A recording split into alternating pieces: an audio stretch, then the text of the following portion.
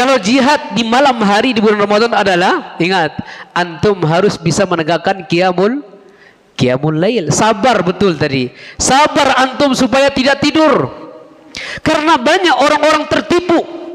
Bayangkan, sebagian manusia mereka Masya Allah semangat untuk berjihad mencari yang namanya apa? Malam Lailatul Qadar. Sebagian orang banyak menginginkan yang namanya pahala satu malam suntuk, yaitu sholat bersama imam. Tapi sebagian yang lain, na'udzubillah, karena banyak makan ketika berpuasa, akhirnya apa? Tidak kunjung datang ke masjid sholat tarawih. Ya kan? Banyak alpanya apa ya? Banyak alpa di masjid. Ini orang seperti ini tidak tahu berterima kasih. Iya, seharusnya jangan ada di bulan Ramadan ini waktu yang terbuang begitu saja. Ini Allah siapkan untuk kita semua untuk memperbanyakkan amal soleh di dalamnya. Karena bulan ini adalah bulan yang sangat spesial yang Allah siapkan kepada hambanya. Ya, Allah Subhanahu wa taala memberikan pahala di bulan yang mulia ini berlipat ganda. Allah enggak main-main, berlipat ganda. Banyak sekali di antara hadis Nabi SAW yang mengatakan bahwasannya setiap manusia ketika mereka beramal di bulan Ramadan pasti berlipat ganda. Coba di antaranya antum baca Al-Quran. Iya, makanya bulan Ramadan dinamakan apa? Syahrul Quran. Bulannya Al-Quran, artinya antum harus banyak baca Al-Quran dalamnya. Karena Al-Quran diturunkan di bulan Ramadan. Dan Nabi SAW berguru kepada malaikat Jibril kapan? Di bulan Ramadan. Hina yalqahu Jibril. Ketika malaikat Jibril bertemu dengan Nabi di bulan Ramadan ini, belajar Al-Quran Nabi SAW. Masa kita nggak malu sama Nabi kita? Ya? Ada nggak di antara kita yang sudah khotam 30 juz? Sudah berapa puasa ini? Sudah berapa puasa? 17 ya? 17. Oh enggak Pak Ustadz, ngapain kasih tahu Pak Ustadz? Itu namanya ria Pak Ustadz, ya. Enggak boleh kasih tahu dong katanya. Nah, maksudnya gini, antum bayangkan, dari antum masuk Ramadan sampai hari ini sudah berapa Al-Quran yang antum baca? Sudah berapa juz? Kalau kita bandingkan bagaimana para ulama dahulu, bagaimana para imam-imam tabi'in, ya, mereka manusia terbaik. Coba lihat, kalau di bulan Ramadan, Masya Allah, ada di antara mereka yang hafal Al-Quran, ya, artinya khotam 30 juz, ada yang berapa kali? Ada yang 60 kali. Seperti siapa? Imam Syafi'i. Yang nggak usah ke sana lah Ustaz, cari paling bawah. Ya, paling tidak kita menghafal Al-Quran, mengkhotamnya. Kalau tidak, ya 7 hari mungkin 30 juz, cukup itu. Atau taruhlah 20 hari 30 juz, bisa. Atau kalau nggak bisa, paling tidak 30 hari 30 juz. Yang parah, yang nggak pernah khotam-khotam.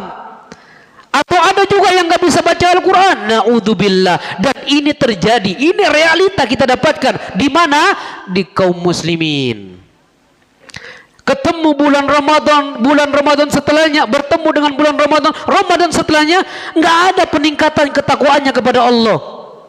Dari segi baca Al-Qurannya, dari segi kualitas amalnya. Ini maunya apa? Maunya apa kalau seperti ini? Seorang muslim yang cerdas, yang pintar, dia nggak mau kalau waktunya terbuang. Makanya kalau seorang mukmin harus punya target. Hidupnya untuk apa? Ya, untuk beramal atau tidak? Makanya seorang muslim harus semangat dalam semua bidang. Apalagi antum diberikan kesempatan sekarang bulan Ramadan. Jangan sia-siakan. Banyak baca Al-Quran. Dan Nabi banyak sebutkan dalam hadisnya, man qara'a harfan min kitabillahi falahu hasana wal hasanatu bi asyri amsalihha. Kata Nabi apa? Siapa yang baca satu huruf daripada Al-Quran, maka satu kebaikan. Ya, satu kebaikan dibalas menjadi apa? 10. Dan Nabi tidak mengatakan itu alif satu huruf, enggak.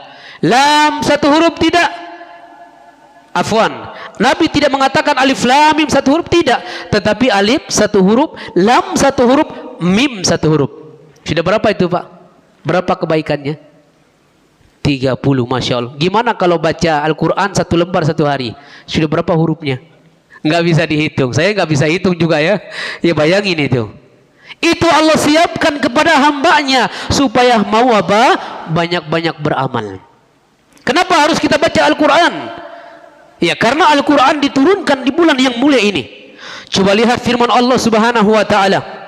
Syahrul Ramadan alladzi unzila fihi Al-Quran hudan lin-nasi wa bayyinatin minal huda wal furqan. Lalu Allah mengatakan sesungguhnya di bulan Ramadan yang mulia ini Allah Subhanahu wa taala menurunkan Al-Quran. Ya, bulan Al-Mubarak, bulan yang diberkahi oleh Allah Subhanahu wa taala, keberkahannya Allah turunkan Al-Quran dalamnya.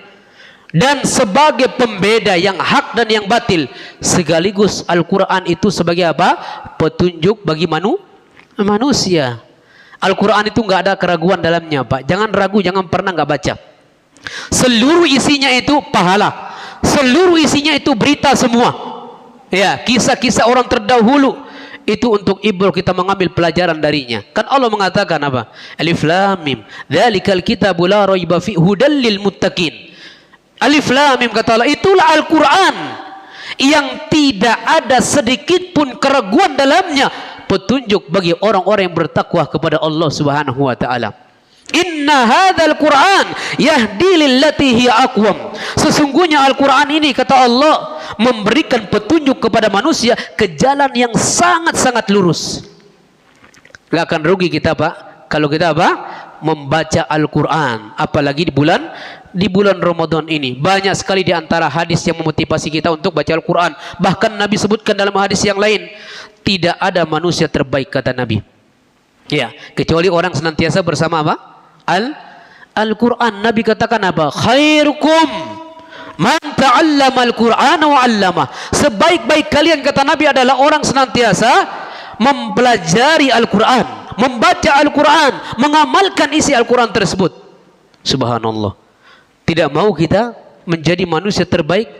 Kalau mau, maka kembali kepada Al-Quran, kembali kepada kitabullah, amalkan isinya, baca, tadabburi semua isinya. Nah, ini dia yang pertama ya, sabar di atas ketaatan kepada Allah Subhanahu wa taala.